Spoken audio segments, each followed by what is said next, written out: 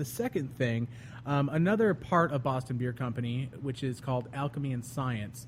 It is basically solely owned subsidiary of Boston Beer Company, and Alan Newman as well, which I believe is he was part of.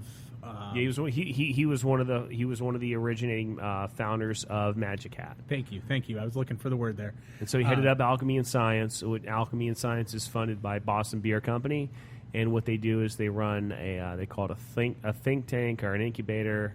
And what they do is they go into underserved markets, and this is their pitch. They go into underserved markets, and they create craft breweries to fill that void. So they have one here in Miami called Concrete Beach, and Concrete Beach is owned by Alchemy Science, which is the think tank headed by Alan Newman, which is funded solely by Boston Beer Company. So, and there you go. Go ahead and jump right into it, BK. What are they doing? Concrete Beach. I have been there. It's down in the Woodwood district. It's right around the corner from Wynwood and J. Wakefield as well. Great facility, beautiful facility, exactly what I expected when I went there. Drinkable beer, good staff, good facility. Great place to go to.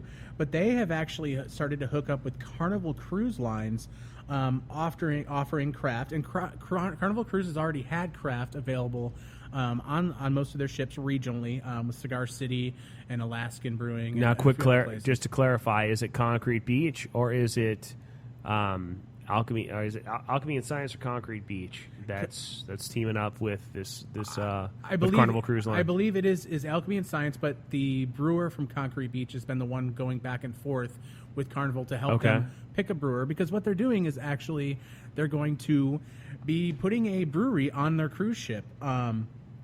On the Vista ship, actually, the Carnival Vista ship. It'll be the Red Frog Brewery. The Red Frog is already a Key West-inspired restaurant, so they're going to actually start brewing beers on the ship for them, which I think it's kind of a cool thing. Beer brewed on the ocean. On the ocean. And Cigar City did the Hopped on the High Seas series a while back, and that was always cool.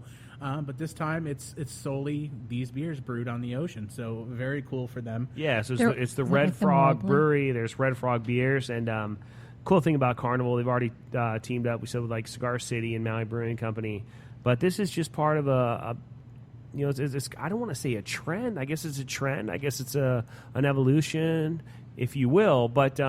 There are a lot of these cruise lines now, particularly ones out of Florida that we know of down here, they're teaming up with craft breweries. And they're not just teaming up with them, but they're offering craft beer on their ships. So one of the things they're doing is Norwegian Cruise Lines, for example, they've teamed up with Wynwood Brewing Company. And I love those guys down there. Oh, absolutely. They're awesome. We're going to do a collaboration we talked about for a long time. But they're teaming up with Wynwood, and they're making their own ale on board. And then Celebrity Constellation and Funky Buddha, they've done their craft brew cruise. And I've seen that plenty of times, even when I was up at some of the GABFs or the craft beer conferences. CBCs or GABFs, I'm not sure if both or one or the other, but I remember seeing you with Cigar City, and offering those craft beer cruises. So this is something really cool, where us Florida residents can get our craft beers on board these major international cruise ships, but also, too, folks coming in from out of not only town, that's a very simple way of explaining it, but people who are coming in from out of state, out of country, and they're getting to jump on these cruise ships and enjoy Florida. Well, it's good for Florida beer scene, too. Right. I mean, this is just going to help us grow. Exactly. Absolutely. Somebody goes on a cruise from Minnesota and they had some beer from Cigar City or Wynwood or whoever it could be from, and goes, you know what? I'm going to buy some of this and take it home with me when I get back to port. Check it. Don't put it on the carry-on. Check it, baby. Check it. So that's a wonderful thing for the Florida beer scene. Congratulations to everybody that's getting hooked up with that, and we look forward to seeing the future in the cruise industry as well as any other industry in the travel industry. One more thing on the beer news. There is a company called Zeno Phi. It was established in 1997. Is it Phi or Psi?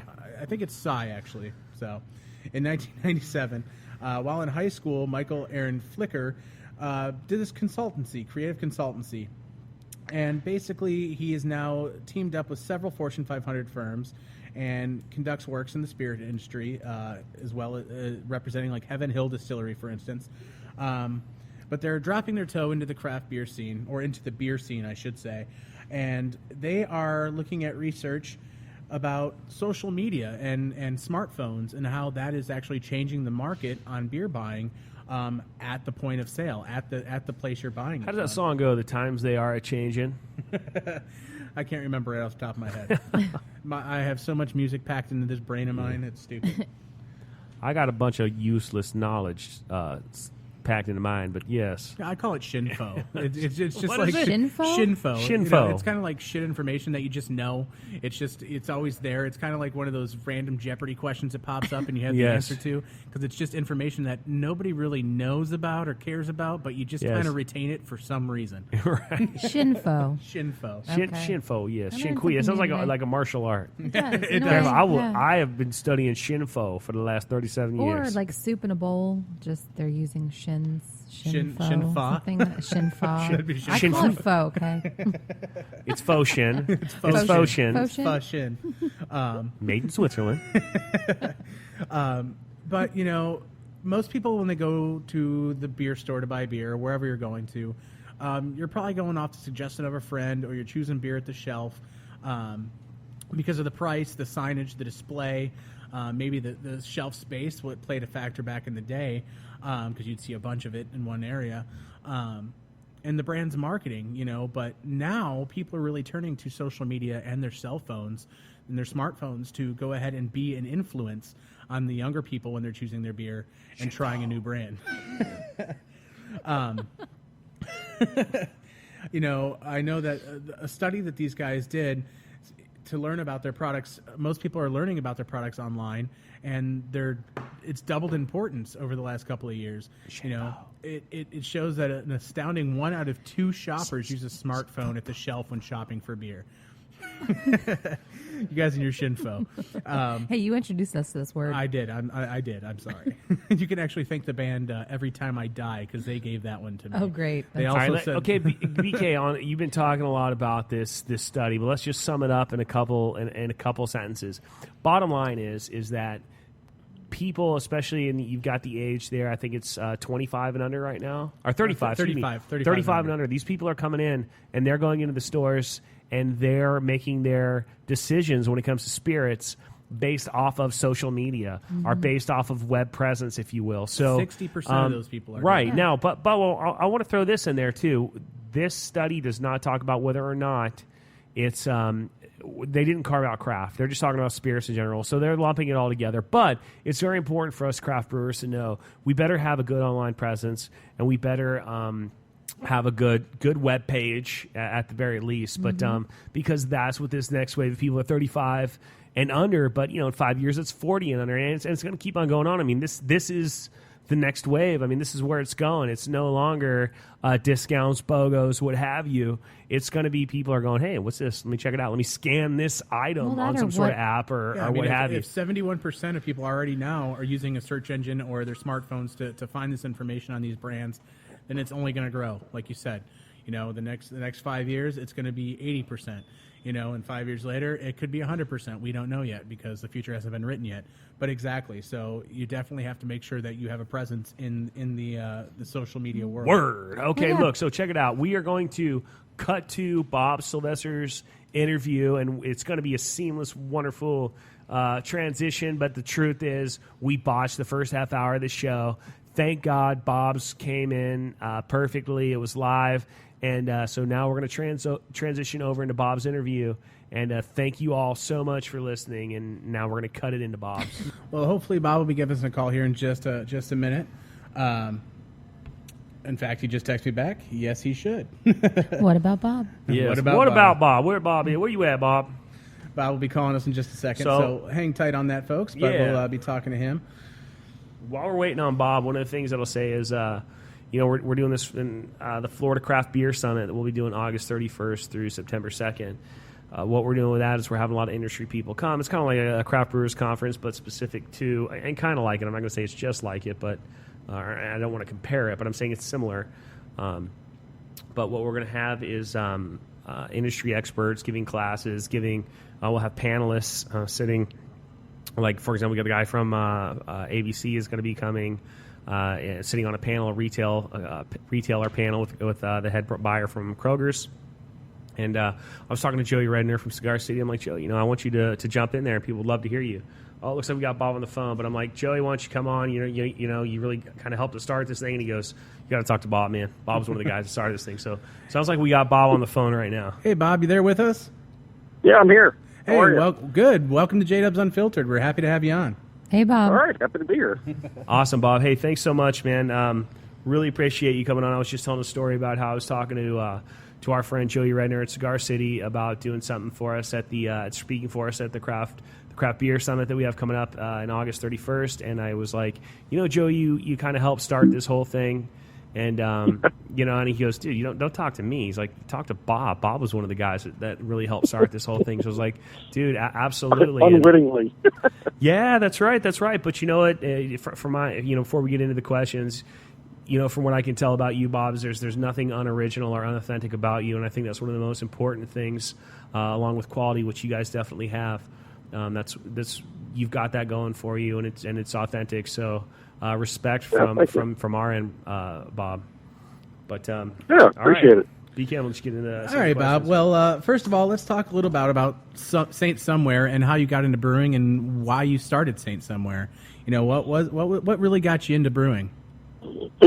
Well, I always blame my wife Ann. One Christmas, she got me a Mr. Beer kit, and it all went downhill quickly after that. And a good 8 years later, we opened Saint Somewhere. I was working in retail, my entire adult life, and kind of came to a crossroads where I just couldn't do it anymore, and just had the harebrained idea of, hey, maybe we can open a brewery. Yeah. In those days, it sounds like, back in the Stone Age. 10 years ago, we've been open 10 years. There were only 900 and some odd breweries in the U.S. I mean, now we're like 4,300. Yeah, exactly. They keep popping up day after day. Yeah, so it wasn't a real common thing. Actually, the newest brewery to open was Dunedin, and they had been around 10 years. Yeah. So yeah, there was, it was a gamble then. I didn't look at it that way because I knew we'd always be a niche product, going in, head first with just farmhouse ales. And that's one thing I love about Saint Somewhere and what you're doing up there is you do stick to those styles, which is one of my personal favorite styles, and it's one that not a lot of people can do consistently. So I love that you actually do that there. Thanks. Yeah, and I try really hard not to do let's say a farmhouse, imperial stout or a farmhouse double IPA. I'm something that doesn't really make sense. Traditional. Yeah, back myself into a corner, and now I've got to deal with it.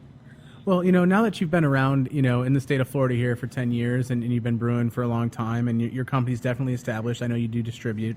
I'm not sure how far out you distribute, but I know that we can purchase some of your beers locally here in Sarasota. And you guys are located in Tarpon Springs, correct? Right. Okay, where do you see this Florida craft scene and where it's headed in the future? Do you see a bubble ahead, or on the horizon somewhere, or do you think that it's just going to keep filling up? I hate to say it, there's got to be a bubble eventually, and probably within the next 5 years, there's going to be a little bit of fallout, just because nothing can keep going the way it is. I'm sure builders thought that way in like 2006, 2007. It's never going to end. But that's very true. Beer, people compare it to wine. Well, beer and wine are marketed quite a bit differently. You go to a grocery store and you see 7 different packages of just Budweiser, where you look at the wine aisle, and now I think there's 8,000 wineries in the U.S. There's almost double the number of wineries as beer. but it's just marketed differently. Correct. It's one package on the shelf, and that's it. They don't do 7 different sizes and 8 different cans, and